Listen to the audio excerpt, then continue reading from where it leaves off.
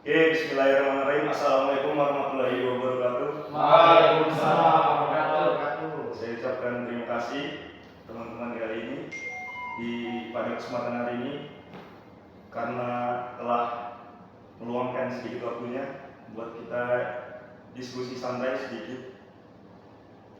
Oke teman-teman, kita tahu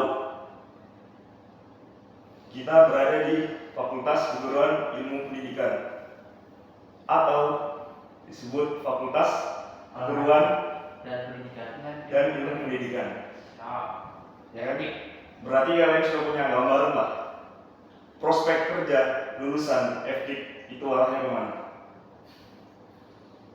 Betul, Sarudin. Tujuannya kemana, Din?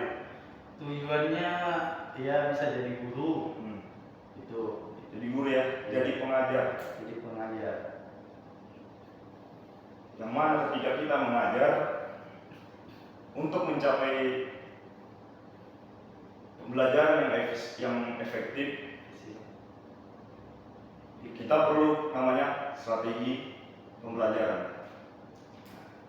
Apa sih strategi pembelajaran itu? Jadi kita bisa buka diskusi ya. Oke, Bayu, menurut saudara Bayu, apa sih strategi pembelajaran itu?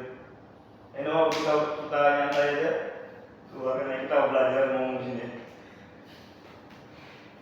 Bayu. Bisa Bayu, yang lain juga Ya. ngomong langsung. Yang penting dari kita semua di sini mengeluarkan apa yang ada di pikiran kita. Saya Pak. Oke, bisa kalau Udin. Ya mungkin kita harus memahami konteks dalam strategi pembelajaran. Jadi seorang guru itu kita harus paham. Sebelum kita mengajar kita harus paham step-stepnya itu seorang guru itu kayak gimana. Jadi kita kan ada namanya itu ada modul belajar. Itu kan modul belajar itu ada proses pembelajaran. Itu step-step bagi guru yang mengajar pertemuan yang itu. Jadi sistem strategi guru itu harus jelas sebelum mengajar. Jadi itu. Mungkin teman-teman yang lain, ayo kita harus aktif di sini. Karena kita juga calon pengajar, jadi kita harus aktif. Oke, mungkin saudara Juli. Ya mungkin saya ya, saya tahu tentang ya strategi belajar. Ya. Strategi belajar itu yang saya tahu itu seperti misalnya kita masuk di dalam sekolahan ya dalam mengajar. Jadi tingkat-tingkatannya berbeda setiap sekolahan itu. Misalnya di tingkat SD, SMP, SMA. Jadi di dalam tingkatan itu kita harus memiliki yaitu strategi mengajar. Bagaimana? Karena strategi mengajar itu misalnya kita di SMP ya sesuaikan dengan yang betul-betul kita ajar SMP. Jangan istilahnya pas kita mempelajari tingkat SMA, tetapi kita masuk di tingkat SMP kita samakan. Jadi mungkin itu strategi pembelajaran yang saya ketahui yang harus betul-betul kita pahami waktu kita menjadi pendidik atau guru nanti. Oke, mungkin saudara Chandra. Menurut saya Pak, strategi pembelajaran ini adalah aktivitas guru yang terencana untuk mencapai tujuan pembelajaran tersebut. Iya. Ya, jadi banyak aktivitas untuk menjadi tujuan pembelajaran. Kalau Bayu, Bayu.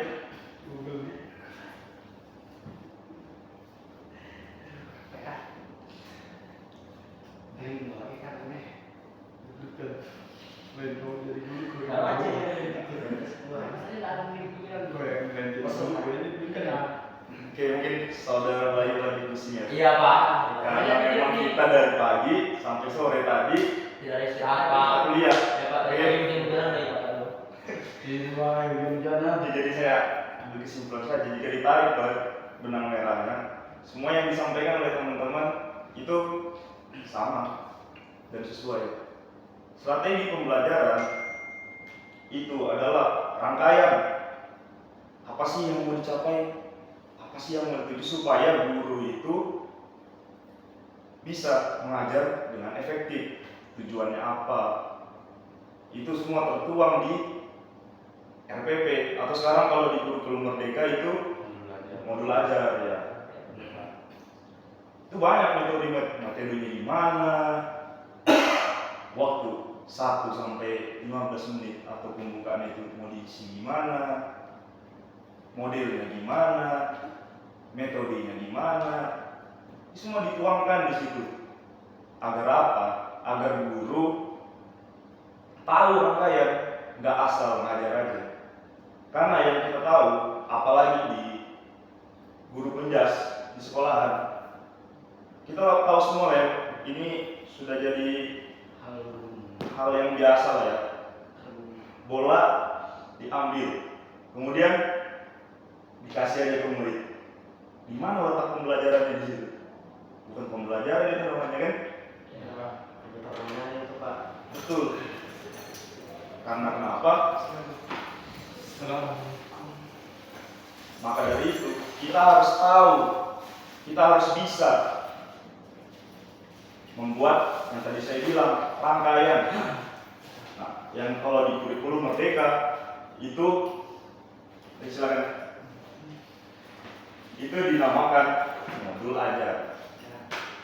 Di dalamnya itu ada banyak, ada metode, ya kan? Ya.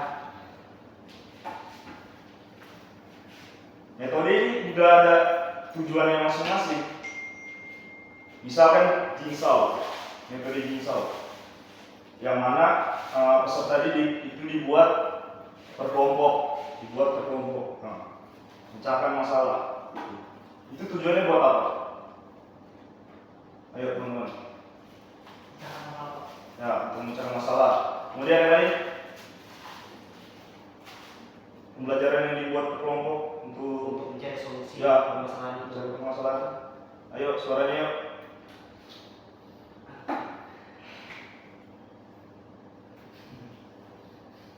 Nah, betul tadi yang dibilangkan Andri. Itu tujuannya untuk memecahkan masalah, untuk bergotong royong. Nah, yang mana dalam profil pengajar Pancasila, pelajar Pancasila dalam kurikulum Merdeka, salah satu karakteristiknya itu ada gotong royong. Nah, memecahkan masalah dengan kelompok.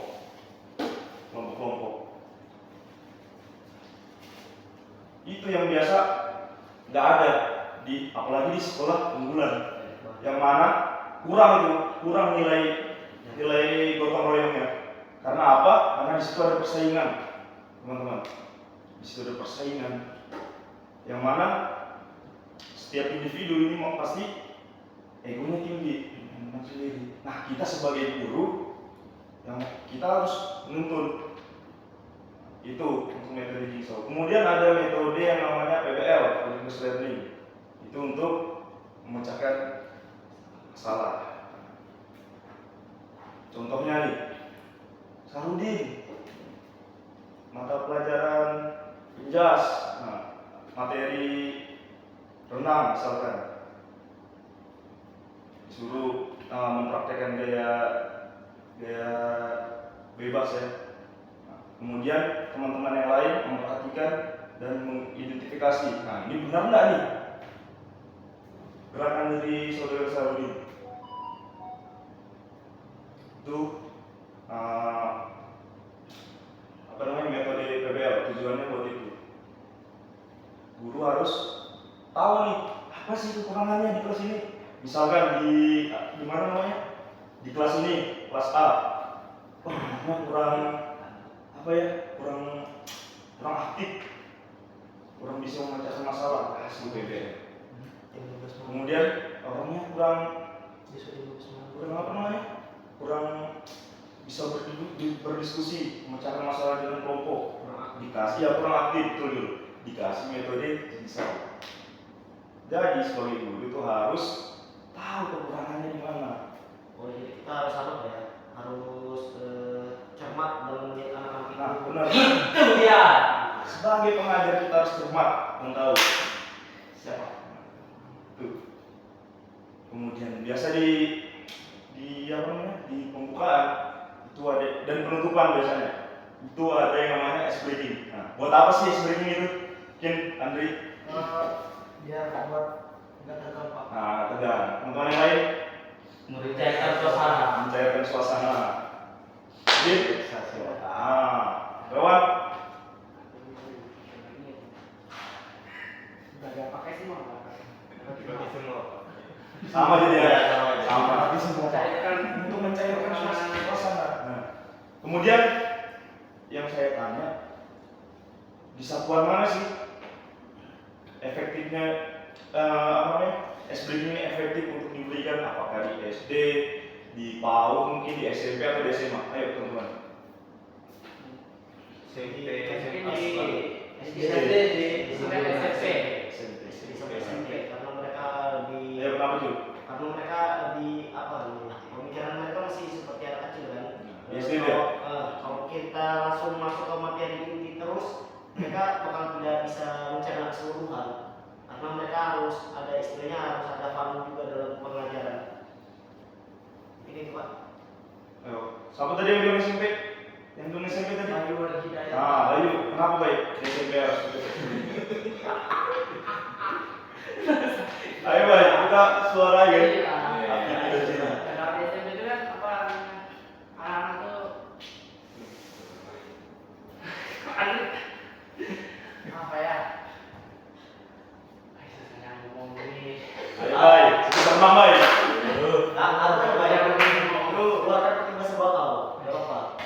Kita ngerti kok. Ayo. Nanti aku ngomong nih. Oke, yang bilang SMA tadi di mana? Yang mana? SMP aja Yang Pak. bilang SMA? Lawan. Kenapa Bang? Tapi untuk SMA itu kan bisa juga diberikan seperti itu. SBG? Ya. Ya, kenapa harus diberikan? Ya karena mereka kan akan mengalami belajar terus, Ya. itu makin lama makin Penat ya? Iya, penat juga. Kan lebih baik juga dihilangkan ketegangannya, mencairkan suasana. Oke. Sebenarnya benar ya yang dibilang teman-teman. Di SD, PAUD, SMP, SMA, bahkan di kuliah pun wajib namanya SBG. Supaya apa? Supaya betul tadi yang dikatakan kawan, agar siswa itu tidak penat dalam melakukan pembelajaran gitu. Tapi yang mau saya luruskan, tidak harus S-breaking itu diberikan kepada contohnya misalkan Jun tadi bilang di SD, si Wawan, siapa tadi Bayu SMP, si Irawan SMA. Enggak, semua satuan pendidikan itu perlu yang namanya S-breaking. Cuma mungkin kadarnya itu yang berbeda kan, mungkin itu lah. Nah, kalau di SD harus lebih diperbanyak. Kenapa? Karena usia mereka yang masih bisa dibilang anak-anak. Kalau misalkan kita langsung nih hukumannya banyak, tegang nih kayak ngajar anak SMA, efektif deh itu di SD. Benar kan? Kalau di SMP juga meskipun karena kan di SMP itu apa ya, peralihan antara SD Dan nah SD SMP kan mereka masuk betul dulu. Namun itu kan di fase SMP peralihan, dia berperalihan muncul tuh anaknya. Makanya itu juga bisa untuk mengambil hati mereka lah, ya kan? Speaking itu makanya itu speaking itu sangat penting. Makanya dari sekarang nih mumpung kita masih didakti kan, kita perlu itu inovasi dalam speaking. Nggak cuma yang bola dioprak lawan buat gol Banjar.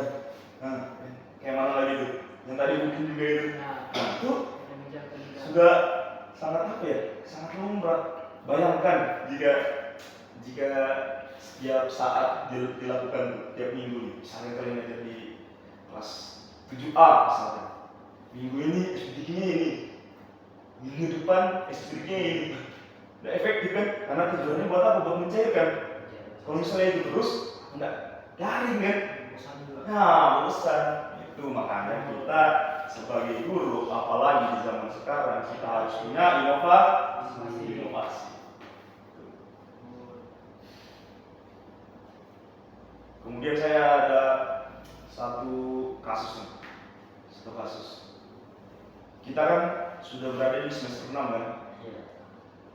Sudah belajar, sudah disuruh membuat yang namanya perangkat pembelajaran, yang sekarang namanya itu modul belajar. Pasti kalian sering nih, pasti kan referensinya kan kita dapat dari Google kan? Iya. Jujur aja kan, dari Google. Yang mana biasanya itu di bagian pembukaan atau di bagian awal inti itu ada yang namanya, misalkan nih kayak saya kemarin ambil apa, materi renang.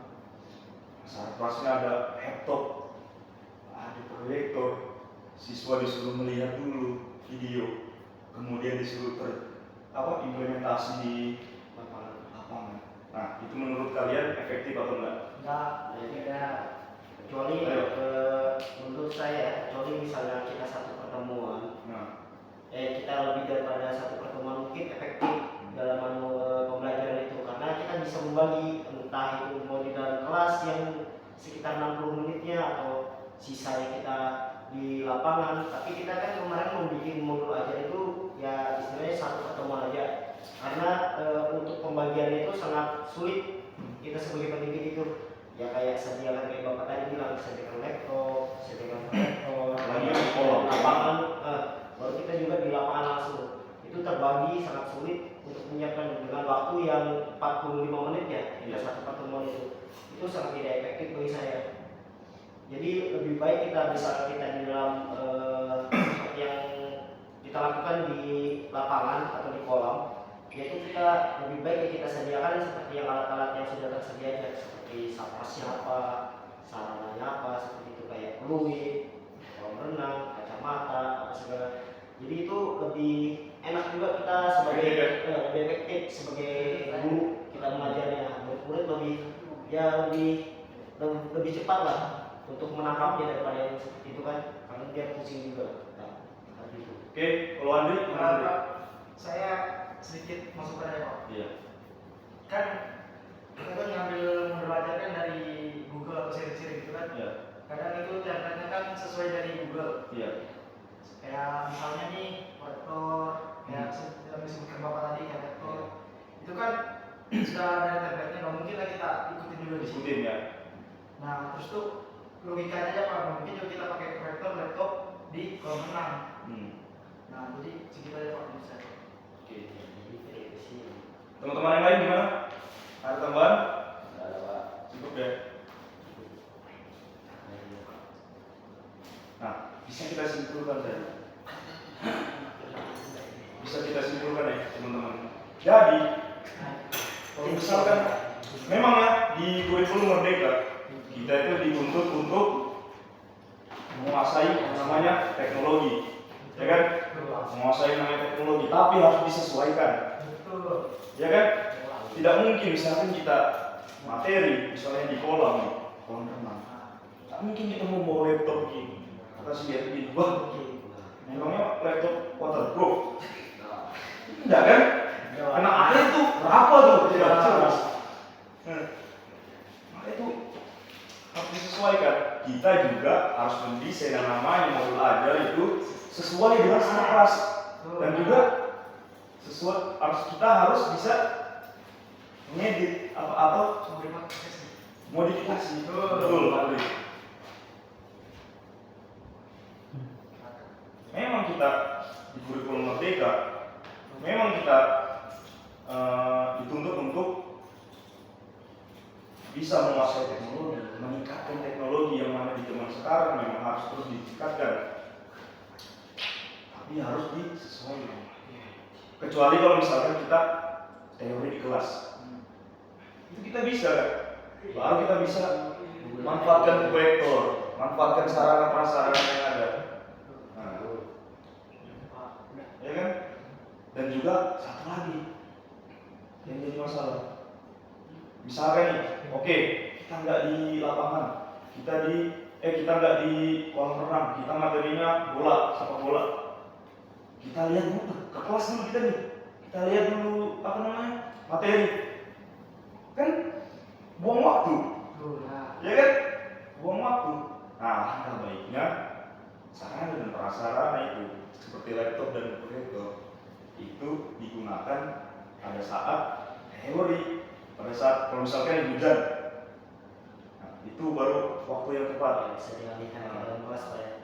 Kalau misalkan lagi praktek, ya kan mungkin lah waktu belum lagi anak ganti baju, belum lagi pemanasan, belum lagi demonstrasi, belum lagi asesmen, ya kan?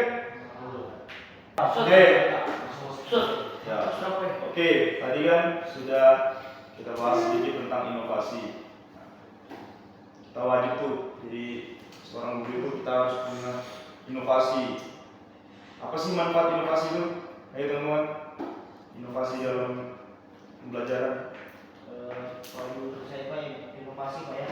Iya. Inovasi Pak bisa sama seperti kreatif Pak ya. Ya, sama lah. Jadi kita sebagai seorang guru untuk di masa depan nanti kita harus tuh punya ya apa yang bilang Bapak tadi, memiliki apa? Inovasi. Istilahnya seperti kita dalam pembelajaran tuh kekurangan sapras. Nah, jadi kita harus berinovasi Pak untuk Ya. keberlangsungan pembelajaran kita itu sukses atau tidak. Istilahnya kita tidak memiliki lapangan basket misalnya, tapi kita memiliki lapangan voli. Jadi kita harus istilahnya harus bisa inovasi, menyesuaikan. Misalnya memang tidak memiliki lapangan basket, tapi kita memiliki bola basket, bola voli misalnya, bisa kita menggunakan itu sebagai media bola basketnya. Untuk frame itu bisa kita membuat dari keranjang, istilahnya kita gantung di tiang-tiang poli supaya bisa menyerupai ring. Jadi kita harus bisa yaitu bisa inovasi dalam pembelajaran. Tidak hanya misalnya kita tidak punya saprasnya itu, berarti kita tidak usah pelajaran ini. Tidak seperti itu. Kita harus bisa berkembang dalam kesulitan modifikasi. Jadi seperti itu Pak, kemungkinan dari saya. Mungkin teman-teman yang lain ada masukan. Ya, ayo teman-teman. Andri Pak, ada Pak? Oh ya, Andri, coba Andri. Ayo. Apa sih pentingnya inovasi itu? Oh, baik. Saya akan jawab. Menurut saya Pak, apa yang dikatakan Guru itu sangat benar sekali Pak. Kenapa? Sedikit tambahan dari saya Pak. Contohnya nih, inovasi atau kreativitas dari seorang guru itu sangat wajib Pak. Karena jangankan tidak memiliki, kita itu harus memiliki. Nah, ketika kita tidak memiliki inovasi itu, kita stuck aja Pak, pembelajaran di situ aja terus. Betul. Kayak contohnya nih Pak, besok dribble, besok lagi dribble. Nah, itu guru itu harus kreativitasnya harus berkembang, harus punya ini. Oke. Dari yang tadi sudah disampaikan oleh Juli dan juga Andre, itu benar semua ya. Jadi seorang guru itu harus bisa memodifikasi, harus bisa kreatif. Karena kan tidak semua sekolah itu punya sarkas yang memadai. Betul, Pak. Ya kan? Benar. Kalau misalkan kita tidak bisa istilahnya kreatif, ya pembelajaran itu tidak efektif. Tidak maksimal. Banyak kasusnya. Dalam sekolah itu tidak punya misalkan kolam renang. Itu kan banyak kan? Banyak Nah, yang mana juga cukup mahal ya kan? Untuk penyewaan prasarananya. Guru harus kita kreatif. Bisa mendemonstrasikan yang saya lihat ya, biasa referensi di TikTok itu. Nah, guru itu sediakan meja di depan, kemudian sudah demonstrasi aja gerak-gerakannya itu. Jangan sampai tidak disampaikan. Betul sekali. Ya kan? Benar, Pak. Itu banyak tuh di sekolah-sekolahan tuh tidak disampaikan. Tiap hari main bola, main voli aja. Memang olahraga cuma itu aja. Ya kan? Sering sekali Pak. Lagi bela diri tuh, karate, silat. Apa silat nih? Padahal olahraganya orang Indonesia, asli dari Indonesia. Benar. Kenapa? Jarang dilakukan, jarang dipraktekkan. Karena yang pertama mungkin selain ketidaksiapan gurunya, tidak memahami materi, sarprasnya menyerah sama keterbatasan sarpras, tidak punya guru korektor. tidak punya apa namanya?